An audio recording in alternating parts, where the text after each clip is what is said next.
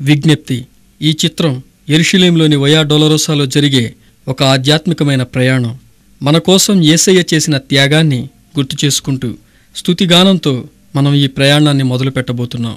ప్రతి ఒక్కరూ ప్రశాంతమైన నిర్మలమైన మనస్సుతో ప్రార్థనతో ఉంటూ ఈ చిత్రాన్ని మాతో కలిసి దేవునిని కీర్తిస్తూ చూడండి.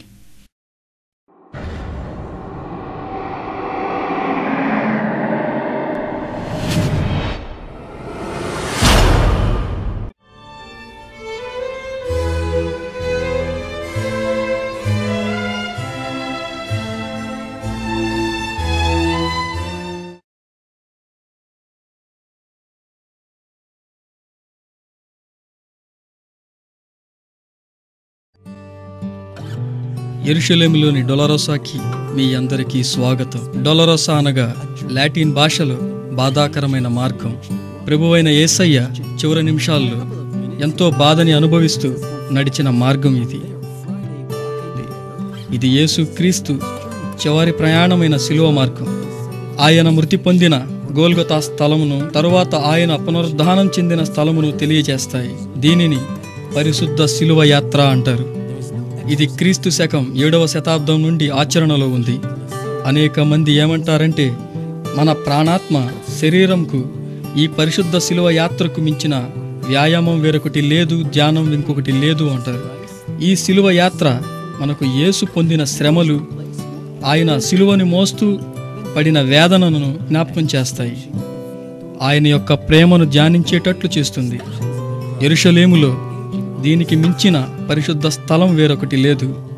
వయా డొలరోసా దగ్గర ఉన్న ప్రతి స్టేషన్ క్రీస్తు యొక్క శిలువ మరణంను మన మనస్సులో ధ్యానించే విధంగా చేస్తాయి.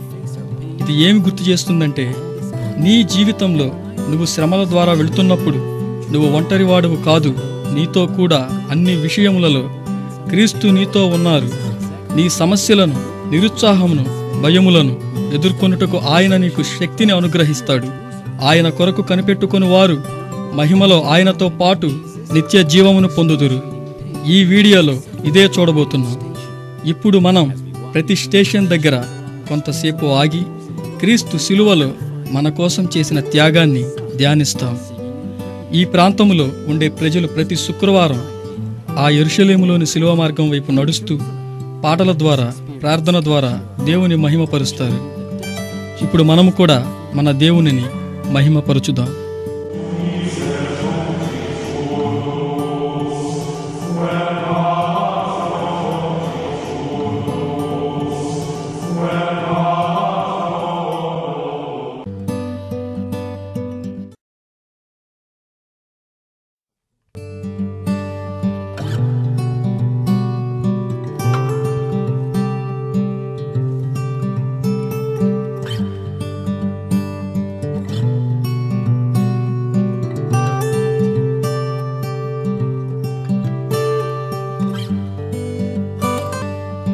ప్రార్థన. తండ్రి, కుమార, పరిశుద్ధాత్మదేవ, మీకే మహిమ కలుగునుగాక. ఆమేన్. హెబ్రీయులకు రాసిన పత్రిక 13వ అధ్యాయం 12-14 వచనం. కావున యేసు కూడా తన స్వరక్తము చేత ప్రజలను పరిశుద్ధపరచుటకై గవిని వెలుపట శ్రమ పొందెను. కాబట్టి మనమాయన నిందను భరించుచు శిబిరము వెలుపలికి ఆయన వద్దకు వెళ్ళుదము. నిలువరమైన పట్టణము మనకిక్కడ లేదు, కానీ ఉండపోవుచున్న దానికోసం ఎదురుచూచుచున్నాము. యేసయ్య, మేమంతా నిన్ను ఆరాధిస్తున్నాం తండ్రి. నీ మహిమ చేత మేము ఆశీర్వదించబడి ఉన్నాం. నీవు చేసిన శిలువ త్యాగం వలన ఈ ప్రపంచమే విమోచించబడింది. మొదటి స్టేషన్ ఇది యేసయ్యకు శిలువ మరణ శిక్షని విధించిన ప్రదేశం. లూకా సువార్త 23వ అధ్యాయం 22-25 వాక్యములు ఈ విధంగా తెలియజేస్తున్నాయి. అప్పుడు పిలాతు మూడవ మారు, ఇతడు ఏ దుష్కార్యము చేసెను? ఇతని యందు మరణమునకు తగిన నేరమేమియూ నాకు అగుపడలేదు, కనుక ఇతనిని శిక్షించి వదిలివేతునని వారితో చెప్పెను. అయితే వారు ఒకే పట్టుగా పెద్ద కేకలు వేసి వీనిని సిలువ వేయవలెనని అడుగగా వారి కేకలే గెలిచెను. కాగా వారడిగినట్టే జరుగవలెనని పిలాతు తీర్పు తీర్చి అల్లరి నిమిత్తమును నరహత్య నిమిత్తమును చెరసాలలో వేయబడిన వానిని, అనగా బరబ్బాను, వారడిగినట్టుగా వారికి విడుదల చేసి యేసుని వారికిష్టం వచ్చినట్టు చేయుటకు అప్పగించెను. ప్రార్థన. మన దేవునిని ప్రార్థిస్తూ మన ఈ ప్రయాణాన్ని మొదలు పెడదాం. మా తండ్రి, మీ నామము, మీ వాక్యము ఎవరి హృదయాలలో నిలుచునో అట్టి వారి హృదయం స్వర్గం. మీ రాకడ సమయం కొరకు ఈ భూమి ఎదురుచూస్తుంది. మా అపరాధములను మన్నించండి. మా అనుదిన ఆహారమైన రొట్టెను మాకు దయచేయండి. ఏ అపవాది మా ఈ ప్రయాణంలో అడ్డుపడకుండా మమ్మల్ని మీ మహిమతో నడిపించండి. ఈ లోక సంబంధమైన బలహీనతలకు మేము లొంగిపోకుండా మమ్మల్ని కాపాడండి. అపవాది శోధనల నుండి మాకు విడుదల దయచేయండి దేవా. ఆమేన్.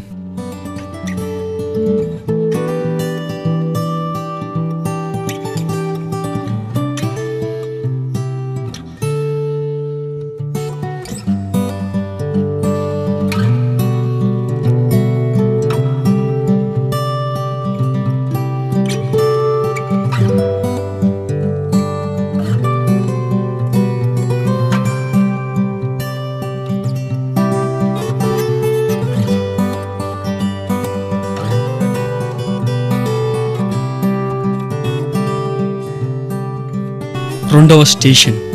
ఇది యేసయ్య సిలువని తన భుజాలపైకి ఎత్తుకునిన ప్రదేశం.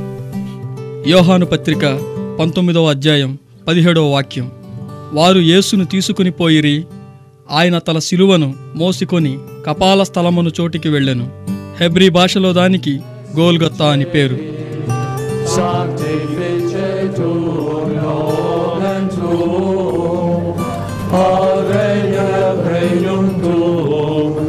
Fiat voluntas tua, sicut in cielo et in terra.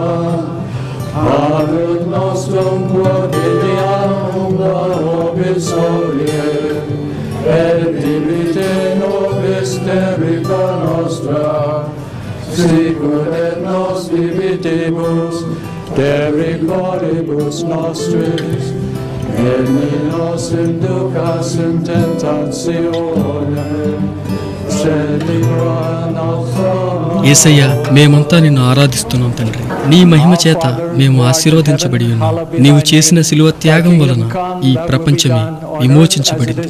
Amen. Give us this day our daily bread, and forgive us our trespasses, as we forgive those who trespass against us. And lead us not into temptation, but deliver us from evil. Amen. Hail Mary, full of grace, the Lord is with thee. Blessed art thou. This is the fruit of thy womb, Jesus. Holy Mary, Mother of God, pray for us sinners, now and at the hour of our death. Amen. మూడవ station. ఇక్కడ యేసు సిలువని మోస్తూ మొదటిసారి పడిపోయెను. యెషయా గ్రంథం 53వ అధ్యాయం 4వ వచనం. నిశ్చయముగా అతడు మన రోగములను భరించెను, మన వ్యసనములను సహించెను. అయినను మెత్తబడిన వానిగాను, దేవుని వలన బాధపడిన వానిగాను, శ్రమనొందిన వానిగాను మనమతనిని ఎంచితిమి. Pater noster, qui es in celis, sanctificetur nomen tuum, adveniat regnum tuum, fiat voluntas tua, sicut in cielo et in terra. Panem nostrum quotidianum da nobis hodie, et dimitte nobis debita nostra, sicut et nos. 4వ station. ఇక్కడ యేసు తన తల్లిని చూచి మాట్లాడెను. లూకాసు వార్త 2వ అధ్యాయం 34-35 వచనాలు. ఇదిగో, అనేక హృదయాలోచనలు బయటపడినట్లు ఇజ్రాయేలులో అనేకులు పడుటకును తిరిగి లేచుటకును వివాదాస్పదమైన గుర్తుగా ఈయన నియమించబడి ఉన్నాడు. మరియు నీ హృదయంలోనికి ఒక ఖడ్గము దూసుకుని పోవును. ఆయన తల్లి అయిన మరియతో ఈ విధంగా ఆయన సంబోధించెను. Sanctificetur nomen tuum, regnum regnum. ఈ డొలరోసా మార్గంలో మనకు ఇరువైపులా కొన్ని దుకాణాలు కనిపిస్తాయి. ఈ యెరూషలేం డిసెంబర్, జనవరి కాలాలలో ఉదయం మంచుతో కప్పబడి ఎంతో అందంగా ఉంటుంది. తెల్లని మంచు రాలుతూ ఉంటే దేవుడు మరలా ఆకాశం నుండి మన్నా కురిపిస్తున్నాడా అని అనిపిస్తుంది.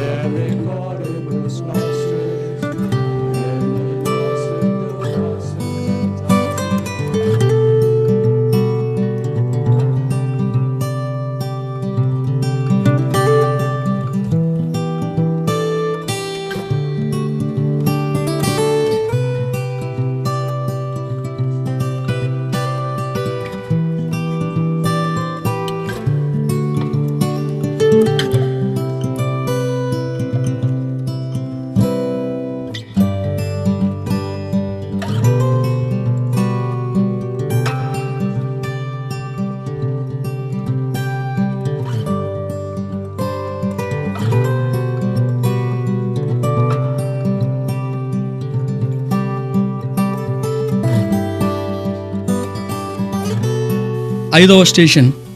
ఇక్కడ కురేనీయుడైన సీమోనును యేసుతో కలిసి సిలువను మోసెను. లూకా సువార్త 23వ అధ్యాయం 26వ వచనం. వారాయనను తీసుకొని పోవుచుండగా పల్లెటూరు నుండి వచ్చుచున్న కురేనీయుడైన సీమోనును ఒకనిని పట్టుకొని యేసు వెంట సిలువను మోయుటకు అతని మీద దానిని పెట్టిరి.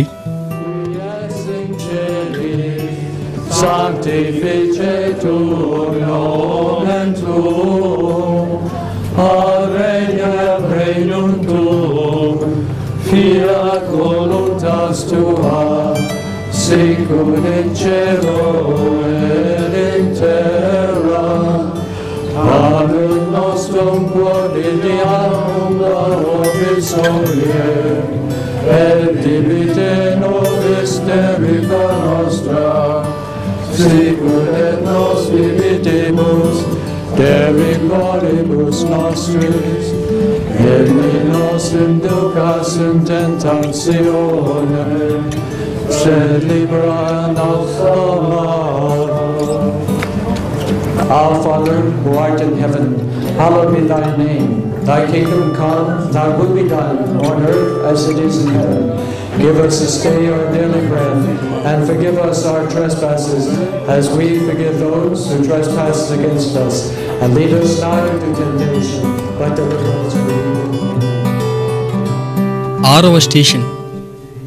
ఇక్కడ సహోదరి వెరోనిక రక్తము కారుతున్న యేసయ్య ముఖమును తుడిచెను. ఆ విధంగా చరిత్రలోనే మొదటిసారి యేసయ్య ముఖచిత్రం ఆమె దక్కించుకుంది. ఆ ముఖచిత్రం ఆధారంగానే నేటి వరకు మనం యేసయ్య రూపాన్ని చూడగలుగుతున్నాం.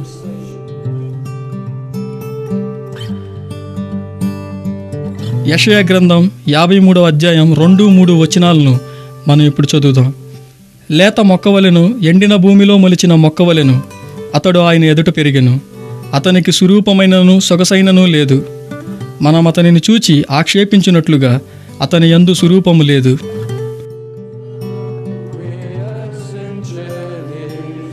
మా తండ్రి, మీ నామం, మీ వాక్యం ఎవరి హృదయాలలో నిలుచునో అట్టి వారి హృదయం స్వర్గం.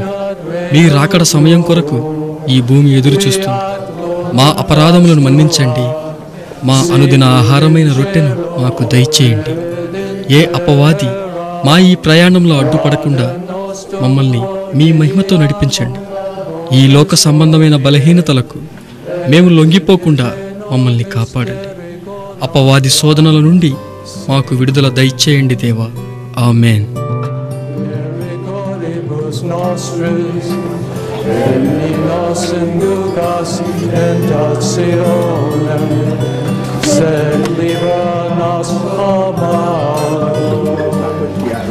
Adoramus Dei Christe et benedicimus Tibi. Rebus sanctum crucium tuum. 7వ స్టేషన్. ఇక్కడ యేసు సిలువను మోస్తూ రెండవసారి పడిపోయెను. యెషయా గ్రంథం 53వ అధ్యాయం 5వ వచనంలో ఈ విధంగా తెలపబడినది. మన ఎత్తి